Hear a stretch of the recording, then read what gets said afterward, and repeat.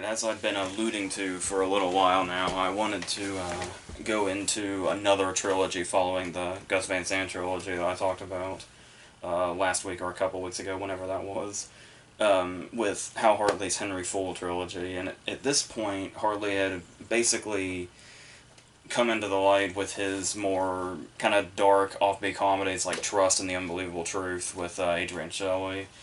And then this came along maybe 6 years after that, and it was really interesting because he basically established a style of his own that was very much like an acquired taste. But certain, I guess you could say a cult audience found it and really took to it. And then this was kind of his opportunity to really thrust us into a world that he had just like really built that would last like longer than 90 minutes.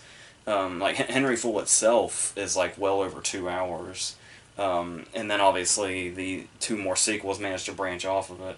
So yeah, it's one of those things that you just I would say you really have to be aware of him to get pretty much anything out of it at the start, but we'll go into how that kind of links with the other two movies as well. So let's go in. Let's start just by talking about Henry Fool by itself. The first of this trilogy, where we are introduced to the title character, but before we are, we're kind of tricked into, despite the title, we're kind of tricked into being set up that the main focus here is Simon Grimm, but he's, once as it goes on and we're introduced to the title character, it does not take long whatsoever for him to just completely take over, and it turns into like this, he immediately establishes that he's the kind of person that like doesn't adapt to environments. He makes environments adapt to him. Just like the very first thing he says to Simon that ends up sparking, I guess you could call it a friendship, at least for a little while. The first thing he ever says to Simon is barking an order after just coming seemingly out of the abyss from out of nowhere, where Simon has been broken down just one too many times and is just sitting there.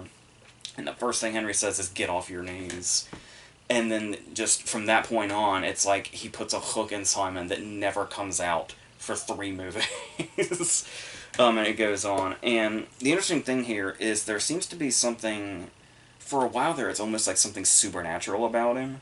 And it's sort of like this, I guess the obvious case, especially if you look at the fact that where he lives in the basement, there's like always flames reflecting off his face. It gives you sort of like a Faust vibe with Simon in the Faust role here, and obviously Henry being the devil that he basically sells his soul to, that sort of brings something to his meaningless existence, for better or worse.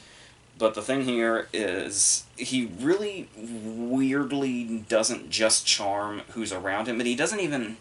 He has a very complex relationship with the characters around him, while having that same relationship kind of with the audience, where there's something incredibly off-putting about him, and something just kind of really inherently revolting, yet somehow he's still able to kind of pull us in, with lines like warnings, basically, where when he's vaguely talking about where he comes from, he says, like, "I've been really bad, but I don't mean to brag." Stuff like that. And the interesting thing about this, when I say it's almost like his first appearance is like supernatural, is I was actually, the first time I saw this, I was not really aware of what the trilogy was. I kind of just went into it blind. And so, for like the first half hour or so, I had assumed it was going to be one of those cases where he was basically an imaginary figure conjured by Simon to basically deal with life around him, with the way he had that introverted way of dealing with things, and this kind of brash figure comes into his life. And it's especially so because his existence seemed to be sparked by Simon's run-ins with Kevin Corrigan, and the way they just kind of kept getting worse as they went, until ultimately Henry just appeared at just the right time to deal with this. But then, yeah, like maybe 35 minutes in or so, it seems like only Simon speaks to him and only Simon sees him. But then there's that one moment just where the convenience store guy talks to him, and then obviously he starts to interact with everybody else, and it's like, okay, so it's not that. but it really felt like that for like the first half hour, and I found that really interesting. Even if that's not the case. So it's if you want to talk about like allegories and stuff, there's obviously the whole conformity thing that Harley seems to want to talk about here. I'm not quite sure what his plan is with it. If it's like I feel like there's something here that he wanted to say that seemed like it should have had more depth, but he just sort of kind of presents it. So like for instance, there's the whole conformity thing about he comes in and everything's about like going against everything, just being against the way society shapes things and all that. But then naturally, the first time we see it is with the Kevin Corrigan character, where he's obviously this almost hoodlum type that goes around just causing trouble. He's dead end to nothing. And then just very abruptly, he is married and conforming and doing the whole thing. The very interesting scene that kind of shows off the movie's dry humor, to where it's Kevin Corrigan has beat the shit out of Simon at this point. And then when he sees him again later, he's like in a suit and he's like telling him he should vote. And he's like, Simon still has all the bruises from where he beat the shit out of him last time, and he's just not even acknowledging that he did that. Now he's just saying, you should vote. And then obviously this happens again with Henry himself. Like the poster child for nonconformity conforming. So he's, because he meets Parker Posey, obviously, the sister of Simon. And there's some interesting foreshadowing there, to where it's like this is basically going to be Henry's downfall.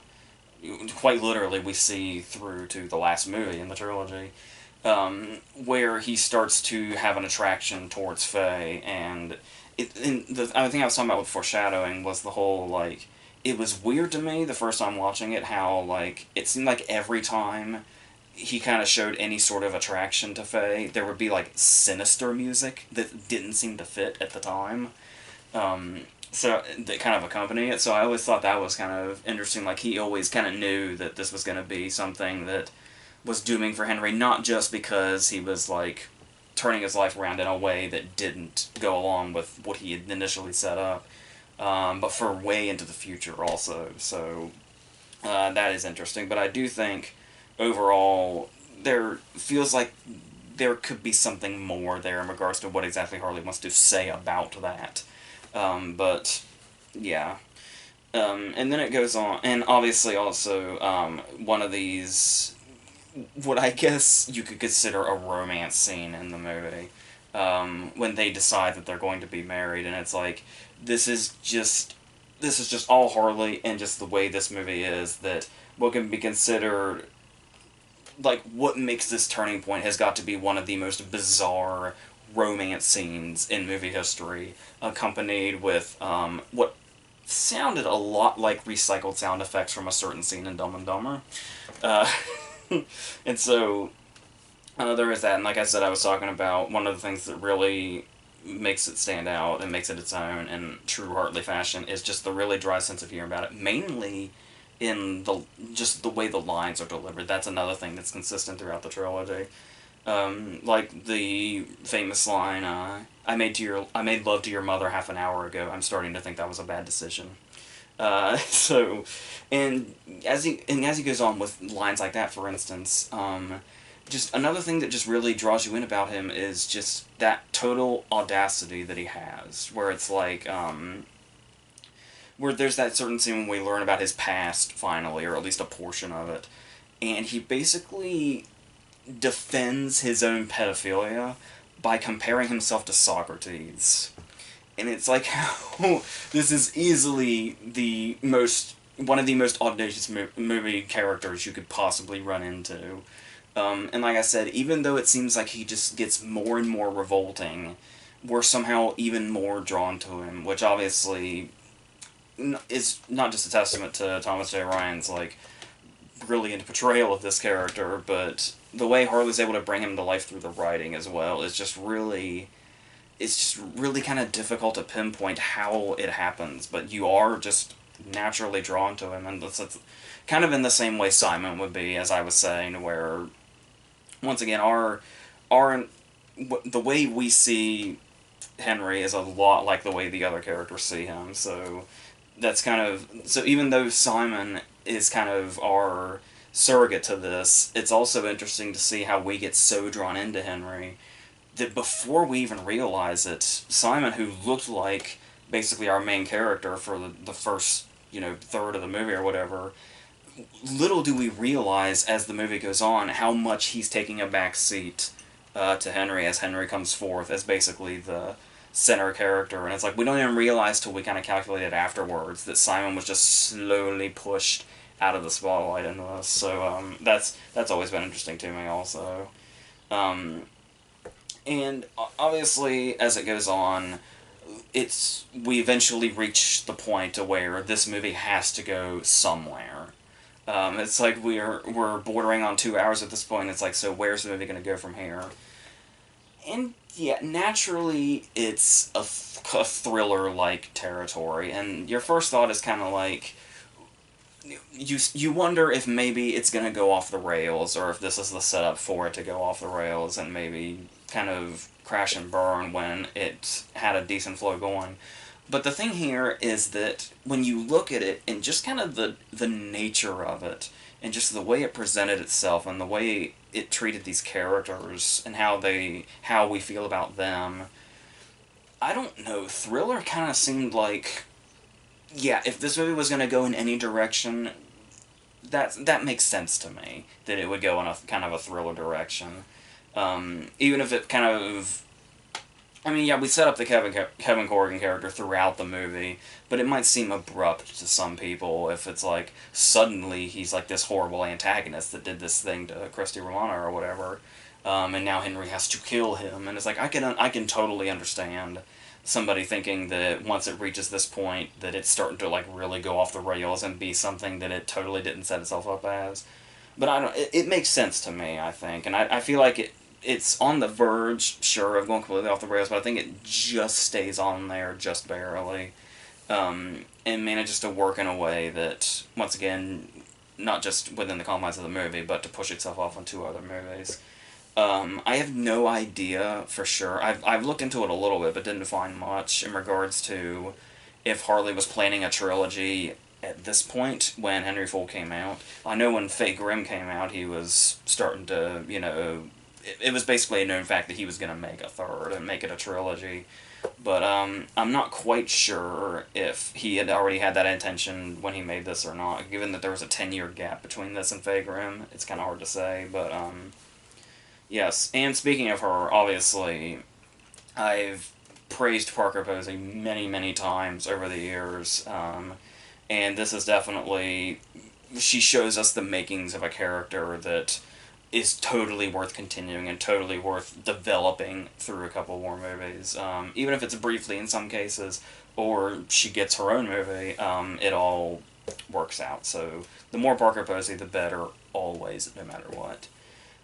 Before we go into her more, the last thing I'd like to mention is that it's my understanding that this movie actually has some pretty passionate followers. Not just people who are like, fans of Hartley in general or the movie itself, but people that have like a really strong emotional response to it.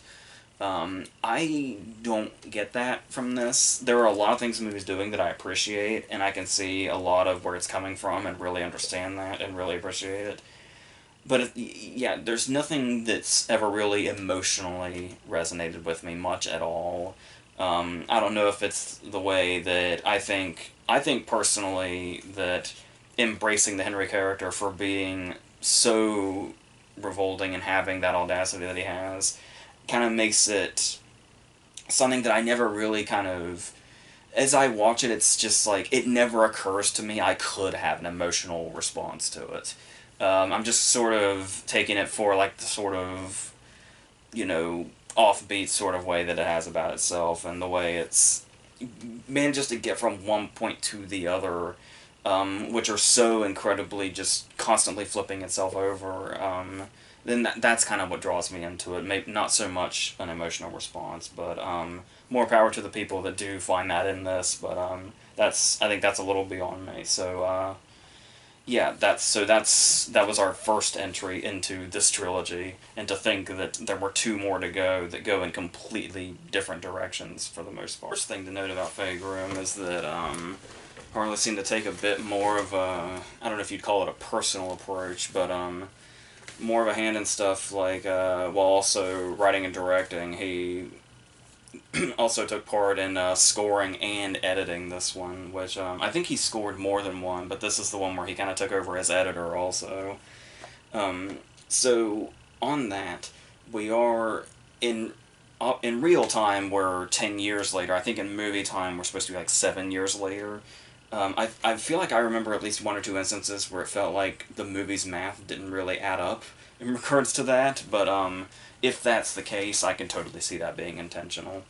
And on top of the intentions of this movie, there's also just kind of immediately we're bombarded with exposition, more or less, and just beaten over the head with it.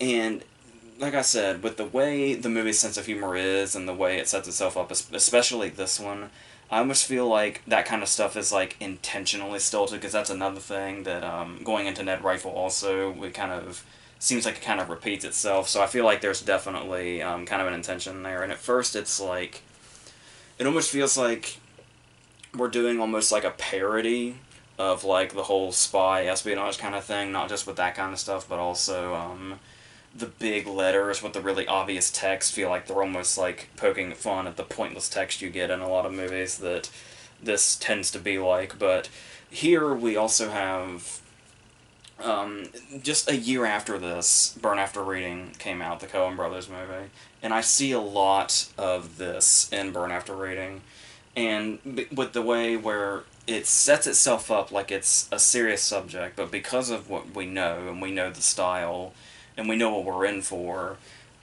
this is one of those cases where it's like the more complex it gets, the more kind of intentionally silly it sounds. Like the more people play it straight, just the dumber it all seems, which is great.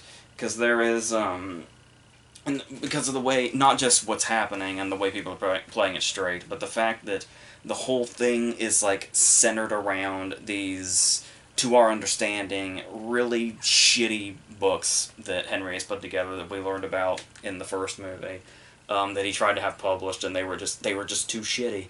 Uh, and this is supposedly what everybody's after, and the way they talk about like when the guy says, maybe we have something if we take out, like, the masturbatory self-indulgence and the sexual preoccupation and all that.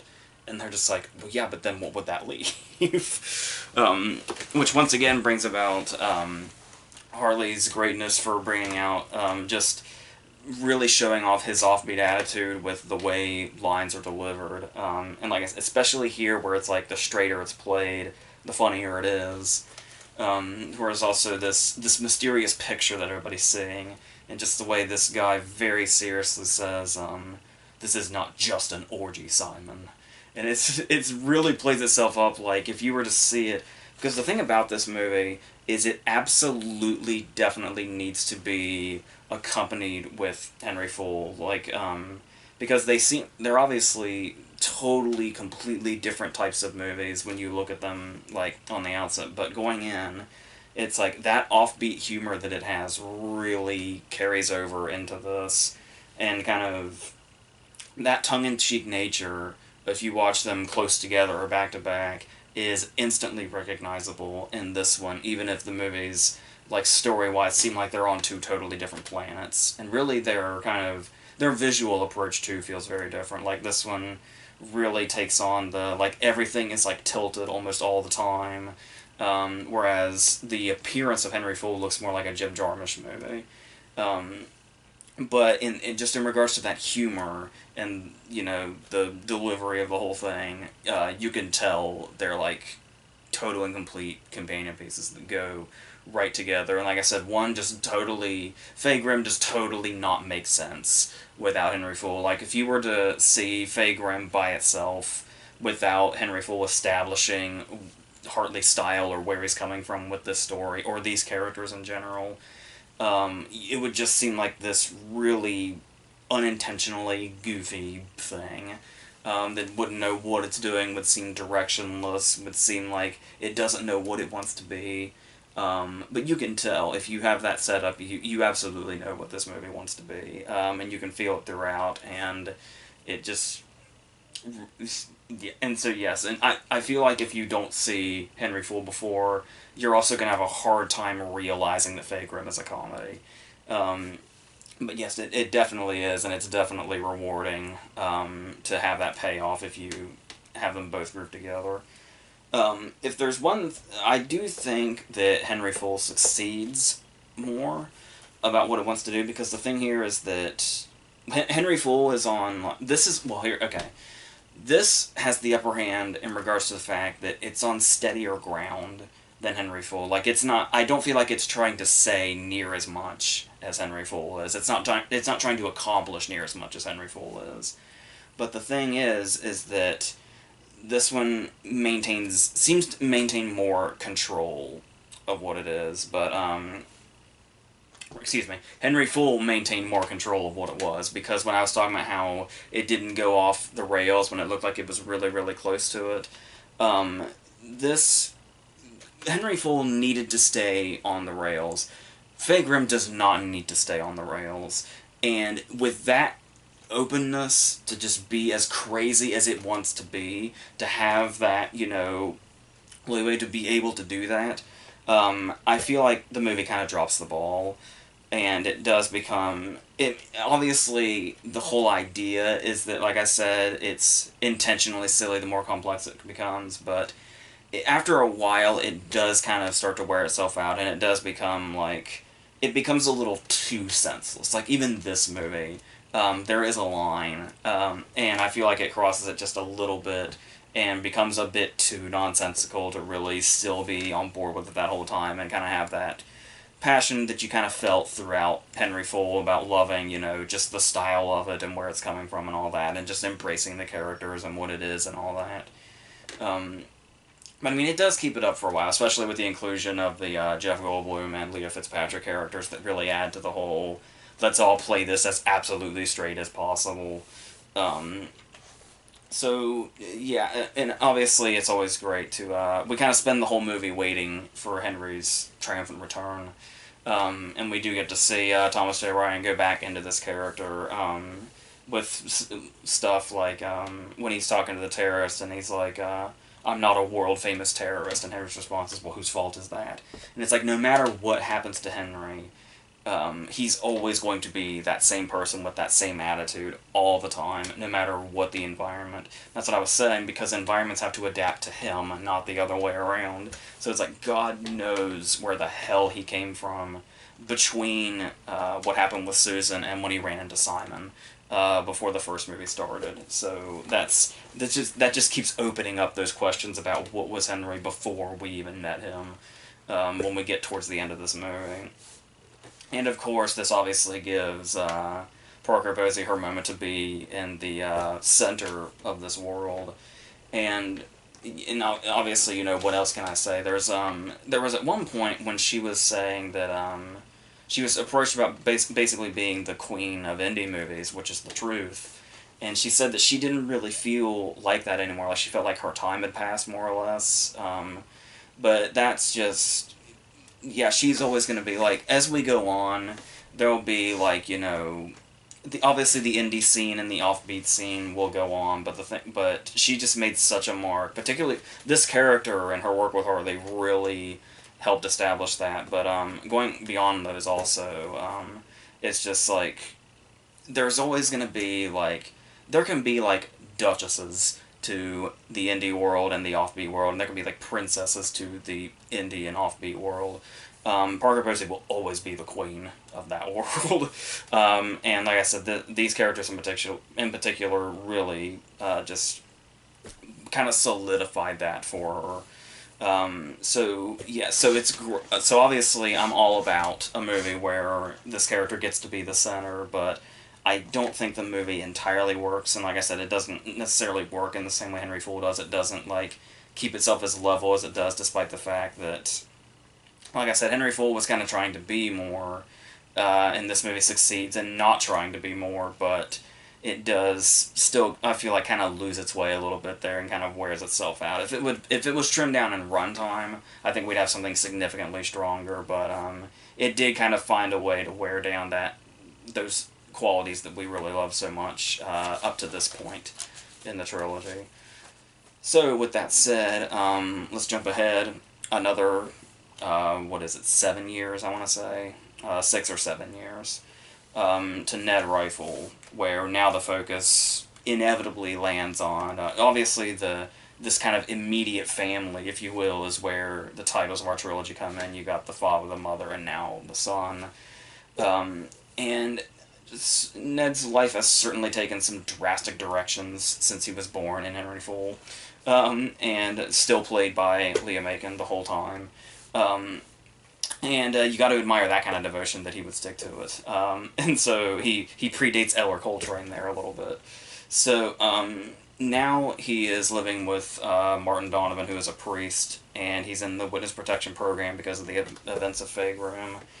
And now he basically lives life as this, like, huge religious nut who is fawned over by, like, the priest's daughter and, like, all of her friends with these vacant personalities, and it's like... And that's what I was talking about, too, about the vacant personalities and the stilted exposition that we saw in Fay Grimm and stuff like that. It seemed like they really set up kind of this world. We'll go more into that as we go on, but also stuff like...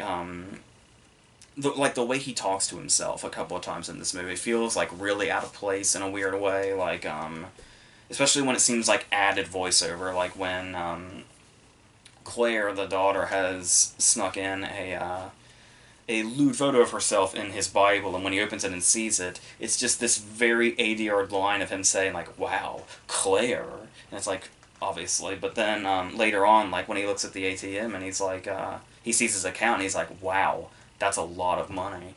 And it's like, it just seems like this weird kind of stilted dialogue that seems kind of added in post-production, but at the same time, it's like, you look at this and it's like, we're not watching natural people. So it's like, to fully expect, like, natural line deliveries would just not be these people. There's something very kind of alien about the characters that inhabit these movies, and that happens the more so it goes on, just the more kind of vacant and distant the characters around these characters seem. And then we get to, once again, though, we still revisit the sense of humor, with this hilarious scene where we meet Simon again in his hotel. And it's like, we've always seen Simon as this very straight-faced, just completely, nothing there kind of guy. And he's back in his garbage man jumpsuit for some reason, which I don't think is explained. And of all the things that Simon Grimm would want to become, in this world, it's natural that it would be a comedian. A dude that's, like, never cracked a smile in his life is going to be a comedian now with this very just lifeless little routine he's writing up that I don't believe we ever actually see. It's kind of like it's weird throughout the trilogy. It's like anything Simon writes is like his entire world, but we as an audience never actually see anything or hear anything about it. We just kind of get the gist of it by how the surrounding area reacts to it. So that's always funny. And then, of course, Faye comes back into it, now imprisoned, and saying stuff like, hey, you should come visit me, I'm always here. Of course. Just that perfect comic timing that Parker Posey's always had. And the interesting thing about it, too, is what's happening with Faye's character here, because there's the scene when they're talking on the phone, and there's something off about her, like the way she's saying her lines or what she's saying. It's hard to quite tell what it is. And while you're in the midst of trying to figure out what exactly is off about this scene with Faye talking on the phone, Ned even says, you don't sound like yourself. And it's like, I'm so glad that he said that, because, yes, so obviously with that intention being there, really does have that effect. when you look at it that way. So there's that, and obviously we have to introduce another character, a very very crucial character. Um, Aubrey Plaza's character. I'm not sure if it's supposed to like be gradually revealed to us who she is, because I remember like I don't know if I necessarily spoiled it for myself or what, but before I saw Ned Rifle, I had looked at the cast list and saw that Aubrey Plaza's character's name was Susan, and it almost immediately clicked into my memory that that was the name of the girl that Henry committed statutory rape on when she was like 13, and initially sent him on the run. Um, so yeah, so that was kind of, and then as soon as I figured, before even watching the movie, I was like, oh yes, of course, not just that we were finally bringing it full circle, but also that Aubrey Plaza is like the perfect fit for Hal Hartley and his world. So that was, and then like I said, to kind of, and the way she presents it with like having these mysterious motives, like we're not quite sure as we figure out who she is, we're not quite sure what her intentions are coming back into this story forcefully. Um, and that's something that kind of keeps you guessing throughout the movie that will take you in some unexpected directions, to say the least. While also, like I said, bringing the story full circle in a really nice way. And she obviously has her own qualities to bring to this. Like, she basically just has to do the character she often does, and she fits in this world. Even with those little details, like when she, like, kisses Ned, and then just for, like, half the movie, she just has that smeared lipstick across her face that just kind of gives her this almost demented look. Just really makes perfect sense. And talking about the other characters, I was talking about those vacant personalities, and it's like we have people like the bouncer or the girls in the office that recognize Simon. And your first thought is like, wow, these are really bad actors. But then it's like, no, it's like, it really, like I was saying, it has that alien quality to it. Like, what was already offbeat at the start is just becoming more and more bizarre and kind of alien feeling as it goes on when you add in all these characters that seem meaningless. Um, and then that is further added into the fact when you start bringing in the religious aspect. Like, when we were talking about with Henry Full, when we first introduced to him, he has a very devil-like quality to him. So, of course, it makes sense that when Ned decides he's going to confront him, he's been, like, fully involved in these religious beliefs that really propel him to this. Um, and obviously, and it gets more literal because while Henry is locked up, he's basically doing this whole routine of I am the devil, or I'm sent by the devil, or whatever it is. That's freaking the orderlies out. And so it seems like it's really setting up this downplayed battle of good versus evil, to where it's like you even see Ned like dressed in like he's wearing like a black shirt, but he's got like a white shirt underneath, and it almost looks like it represents like a priest's collar.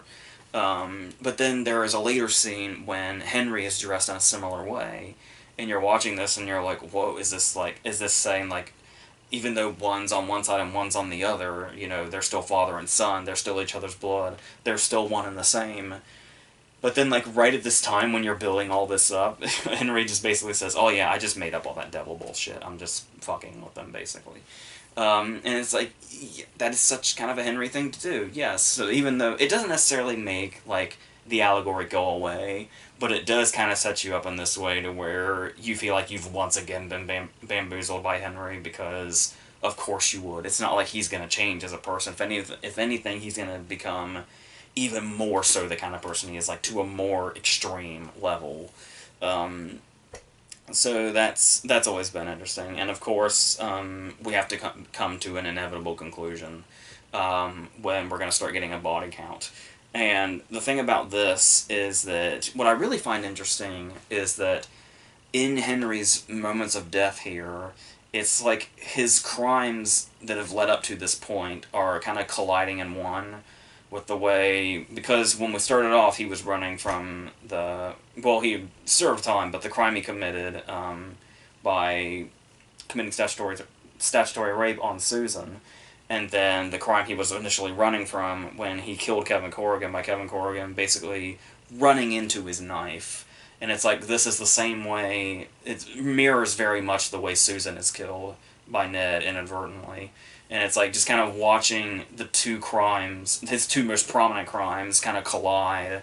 in his dying moments and in Susan's dying moments as well. And it's really, like I said, it just really brings everything right back around to like one particular point in its very, very last moments. The final cut to black does feel very abrupt, but it's like, well, when better a time, because we just came right back around to where we started, more or less. And all the points that have added up since we first met Henry, even though they start even before we ever met him, all came together to make this point happen. So yeah, it all does come together quite cleanly. So yeah, overall, it's a very interesting trilogy. It's imperfect, obviously, but it is definitely, it's just this really big ride that it really seems to take delight in this just its own world of like the bizarre and the unexpected, and it's really kind of an experience. I don't know if it's unlike anything you've seen before if you go far down enough into the indie and offbeat world of movies, but it's definitely something that kind of stands on its own, and something that feels like I said, it doesn't really feel like there's many movies that feel in a world like this. It very much feels like its kind of own thing, and Hartley kind of has always set that up with his career. Even going on to, like, not so great stuff like No Such Thing, still feel like his kind of weird little world that he is so perfect at setting up. So, yeah, that's pretty much what I have to say about these. I would say that it never quite reached the heights that it did with the first movie. I do think Ned Rifle is a bit more intoxicating and interesting than Fagrim is, but like I said, they're almost, like I said, there's this underlying thing that really connects them in a way to where, like I said, the other two just do not make sense without the others, and it does feel like one big piece, but individually, they just, somehow he's able to bring about these things that just feel like so different, and feel like different movies that are like in different genres even. But yeah, it does that quite nicely. So we will end this here. I'm going to do a kind of a theme throughout July where each versus for the next 5 weeks is going to be a at least one of them is going to be a musical that won the Oscar for Best Picture, and then once August comes around, I will get to more of the suggestions I've been getting. So that's what we have to do with that, and obviously review wise, the summer of sequels will continue also through August. So until August. So yeah. So with all that stuff coming, that's it.